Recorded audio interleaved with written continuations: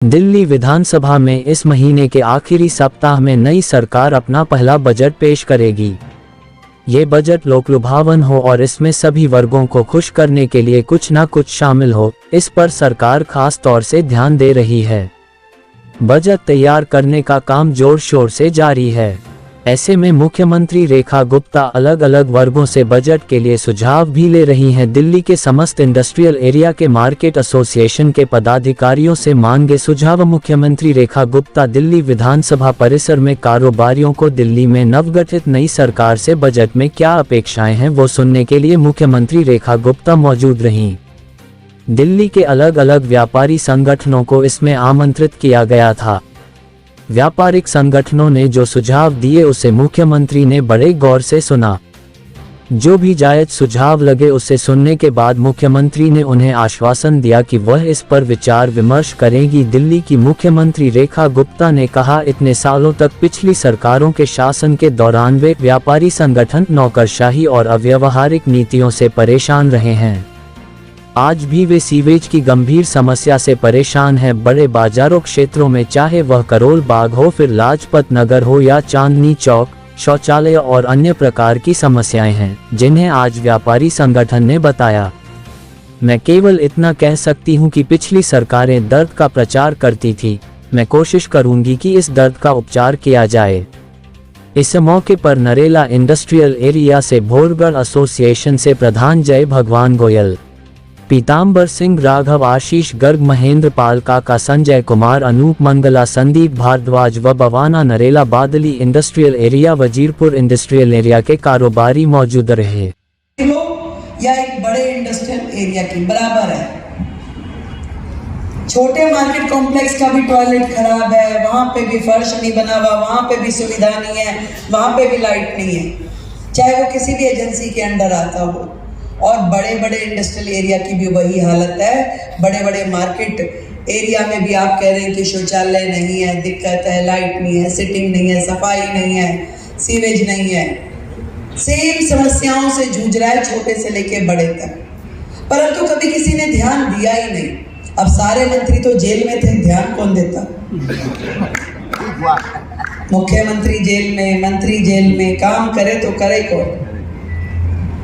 पर मैं आपको विश्वास दिलाती हूँ कि मेरी सरकार, मेरे मंत्री, मेरे विधायक आप लोगों के बीच में रह के काम करेंगे और आपकी हर समस्या के समाधान को। और हमारे सातों सांसद तो है ही साथ, और विशेष रूप से परवीन भाई जो व्यापारियों के दिल का एक एक कहा हुआ शब्द समझते हैं। हमारे बीच में भाई सतीश गर्ग जी, एरन जी, हर एक व्यक्ति यहाँ पे, अनिल जी खुद, अनिल गोयल जी जो हमारे विधायक हैं, सिरसा जी जो हमारे मंत्री हैं, हर व्यक्ति इन समस्याओं को लगातार समझने और सुनने के लिए तत्पर है। काम करना है, बहुत काम करना है और इतनी सारी चीजें करने लायक है, चाहे वो सरकारी बजट से हो या पीपीपी मॉडल में हम समाज का साथ लेते हुए करें, परंतु एक एक समस्या को समाधान देना ही हमारा ध्येय है। उसमें आपका सहयोग और उसमें आपकी सहभागिता को मैं पूरी तरीके से उपयोग करूंगी। मुझे मालूम है, मेरे क्षेत्र के तो बहुत लोगों ने देखा, एक बार आदरणीय कपिल सिब्बल जी हमारे क्षेत्र में आए, बड़ा लंबा चौड़ा भाषण देके समाज के लोगों को बोला कि तुम लोग कुछ करते ही नहीं हो।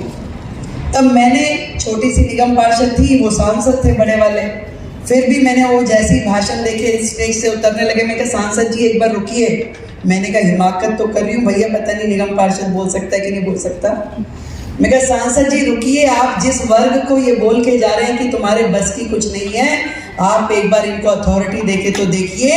एक एक व्यक्ति जो यहाँ बैठा है वो व्यक्ति नहीं है, संस्था है, इंस्टीट्यूशन है। और इतने बड़े बड़े भामाशाह हैं कि आज जो लोग हजारों धर्मशालाएं बना सकते हैं, अपने आप से अस्पताल खड़े कर सकते हैं, अनेकों अनेक मंदिर बनवाते हैं, वो सारे लोग, आप उनकी उपयोगिता तो कीजिए।